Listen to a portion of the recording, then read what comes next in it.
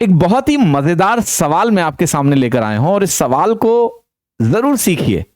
आपको पता चलेगा कि कॉन्सेप्ट्स का कितना बेहतरीन एप्लीकेशन एग्जाम में पूछा जा सकता है। सवाल है कि आपको n की वो संभावित वैल्यूज बतानी है, number of possible values of n। n की कितनी ऐसी संभावित वैल्यूज हो सकती हैं जिसके लिए 1 into 2 into 3 into 4 till n-1 is not divisible by n से डिवाइड नहीं होगा।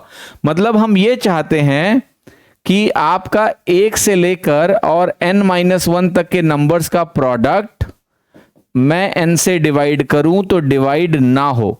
ऐसी n की कितनी वैल्यूज होंगी, और मुझे एक रेंज दी है कि n की वैल्यू 12 से 31 के बीच में लेनी है। तो जरा देखते हैं इसका कॉन्सेप्ट क्या है। तो सबसे पहले देखते हैं कि भाई n यहां डिवाइड कैसे हो सकता है। तो जैसे मैंने आपके सामने मान लिया एक नंबर लिखा 1 2 3 4। अब ये तो क्लियर है कि अगर मैं यहां 4 तक गया हूं तो मुझे नीचे क्या लेना है, एक एक्स्ट्रा लेना है, 5 लेना है। अब देखिए ये नंबर डिवाइड नहीं हो रहा है। क्यों नहीं हो रहा है? क्योंकि 5 को काटने वाला नंबर ऊपर कहीं नहीं है।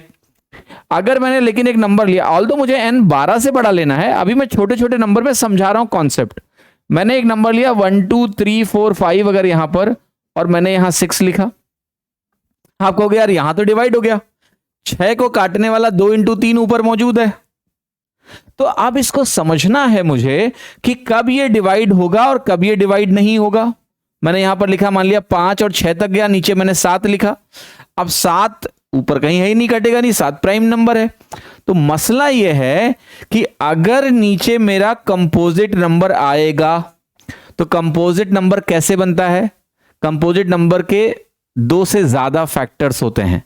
तो ये 1 और 6 के अलावा भी फैक्टर लेके बैठा है, और वो है 2 और 3, और 2 इंटू 3 का प्रोडक्ट ही 6 है। तो होता क्या है कि जब नीचे कंपोजिट नंबर होगा तो उससे 2 ऐसे छोटे नंबर होंगे जिनको गुणा करने से ये नंबर आ जाएगा। और आप बताओ 6 से छोटे सारे नंबर ऊपर लिखे, तो वो 2 नंबर जिनके गुणा करने से ये कंपोजिट नंबर बना है वो तो ऊपर मिलेंगे, तो ये तो कटेगा। यहां क्या हुआ, चूंकि 5 एक प्राइम नंबर था और मैंने 5 से छोटे सारे नंबर लिख रखे हैं, तो 5 के फैक्टर तो 1 और 5 ही हुए, प्राइम नंबर का कोई और फैक्टर बनेगा नहीं। और अगर 5 ऊपर नहीं तो नहीं कटेगा। 7 के केस में यही मामला हुआ, 7 के लिए 1 और 7 दो ही फैक्टर हैं, वो यहां 7 मिलेगा नहीं, जब तक 7 मिलेगा नहीं कटेगा नहीं। लेकिन जैसे आपने 1 into 2 into 3 into 4 into 5 into 6 into 7 लिखा, मान लिया 7 लिखोगे तो नीचे 8 लिखेंगे, एक ज्यादा लिखना है। 8 क्या है? एक कंपोजिट नंबर है। अब कंपोजिट नंबर किन्हीं 2 और फैक्टर से बन सकता है, 1 8 के अलावा भी। वो क्या होगा? जैसे 2 इंटू 4। अब 2 इंटू 4 का प्रोडक्ट 8 हो गया। अब 2 भी मिलेगा ऊपर, 4 भी मिलेगा, क्योंकि 8 से छोटे सारे नंबर्स का प्रोडक्ट ऊपर लिखा है। तो ये जो सवाल आपके सामने लिखा है मैंने, कब कब ये डिवाइड नहीं होगा? जब जब n हमारा प्राइम नंबर होगा। जब जब n हमारा प्राइम नंबर होगा तब तक ये डिवाइड नहीं होगा। अब 12 से 31 के बीच में कितने प्राइम नंबर हैं ये बताने हैं हमको। तो 12 से 31 के बीच में 13 एक प्राइम नंबर है, 17 एक प्राइम नंबर है, 23 एक प्राइम नंबर है, अरे 19 भी तो है, 23 एक प्राइम नंबर है, और 29 एक प्राइम नंबर है। तो 12 से 31 के बीच में जाना है और 31 इंक्लूड कर सकते हैं, तो 31 भी एक प्राइम नंबर होता है।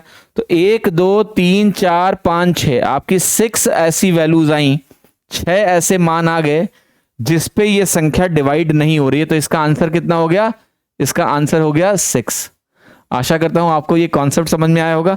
जब भी ये सवाल आपको दिखे कि हमें डिवाइड नहीं होने देना है n से, ऊपर वाले नंबर को, ये एग्जाम में ऐसे भी लिखा हुआ आ सकता है, n-1 फैक्टोरियल बटे n।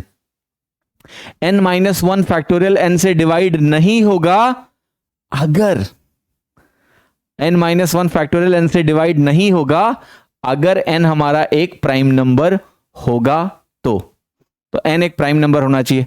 अच्छा, इसी कॉन्सेप्ट पे ना एक बड़ी इंपॉर्टेंट थ्योरम है, इसको बोलते हैं विल्सन थ्योरम। ये नंबर सिस्टम में आती है। तो विल्सन थ्योरम क्या कहती है? एक कॉन्सेप्ट बता दिया आपको एक सवाल में, अब आपको समझाते हैं दूसरा कॉन्सेप्ट। दूसरा कॉन्सेप्ट विल्सन थ्योरम का ये कहता है कि n-1 फैक्टोरियल में n अगर प्राइम हो गया, अभी मैंने आपको बताया कि n-1 फैक्टोरियल में अगर n मेरा एक प्राइम नंबर है, n अगर प्राइम नंबर है तो ये डिवाइड नहीं होगा, तो डिवाइड नहीं होगा तो कुछ ना कुछ रिमाइंडर होगा, तो वो रिमाइंडर क्या होगा, ये विल्सन थ्योरम कहता है n-1 होगा। तो ये दूसरा कॉन्सेप्ट है, पहला कॉन्सेप्ट बताया, अब ये दूसरा कॉन्सेप्ट सीख लो।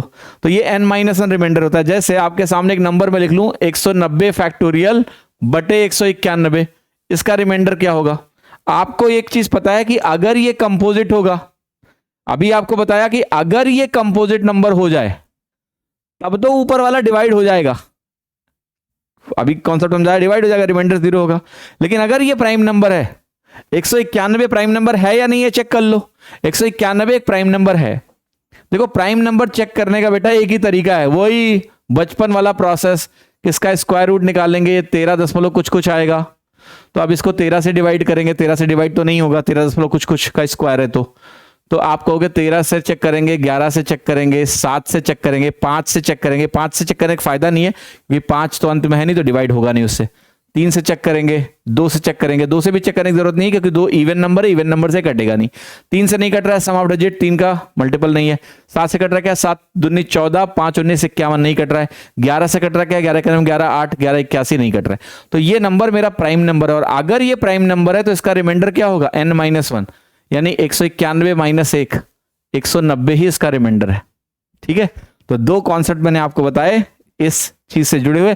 आशा करता हूं कि आपको मजा आया कि नहीं आया। ठीक है, अब आपको अगर अपनी कॉन्सेप्चुअल टेस्टिंग करनी है, you want to test your concept कि तुम्हारे कॉन्सेप्ट्स कितने मजबूत हैं, तो आपको करना क्या है सर, इस संडे को हम लेके आ रहे हैं आपके लिए एक फ्री स्कॉलरशिप टेस्ट। और फ्री स्कॉलरशिप का मतलब क्या है, अगर आप इस टेस्ट को दोगे, ऐसे ही अच्छे अच्छे सवाल भी मिलेंगे, कॉन्सेप्ट भी लर्न करोगे, आप अच्छे से सॉल्यूशन भी दिया होगा, एक्सप्लेनेशन, आप बहुत कुछ सीखोगे मॉक देने से, और रिवार्ड भी है। जो भी लोग टॉप 10 रैंक लेकर आएंगे इस टेस्ट में, ये टेस्ट हो रहा है 10 दिसंबर को 11 बजे, जो लोग टॉप 10 रैंक लेके आएंगे, टॉप 10 रैंक, उनको हम 90% की स्कॉलरशिप दे रहे हैं और एक्साइटिंग रिवार्ड्स। 90% की स्कॉलरशिप आपको मिल रही है प्लस सब्सक्रिप्शन में, यानी प्लस सब्सक्रिप्शन के रेट का आपको सिर्फ 10% पे करना है टॉप 10 लोगों को।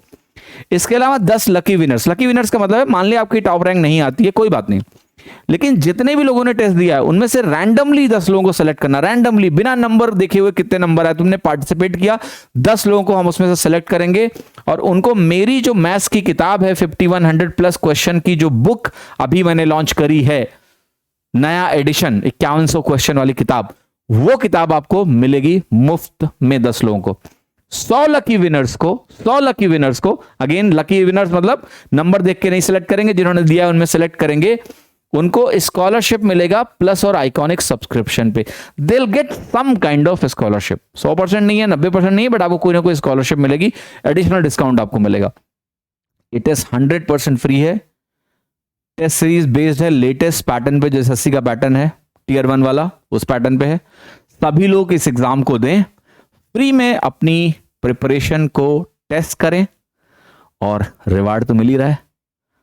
और जो कॉन्सेप्ट मैंने सिखाया है कैसा लगा जरूर बताइएगा। अच्छा, कैसे रजिस्टर करना है इसमें एनरोल करने के लिए, जो इसका लिंक है ना, वो इस वीडियो के डिस्क्रिप्शन में है और पिंड कमेंट में भी है। क्विकली जाओ, क्लिक करो, एनरोल कर लो, और सुबह 11 बजे 10 तारीख को संडे को ये टेस्ट आपको देना है, और दिए और अपनी तैयारी को चेक करिए, सॉल्यूशन चेक करिए, एनालाइज करिए, कहाँ स्टैंड करते हो आप।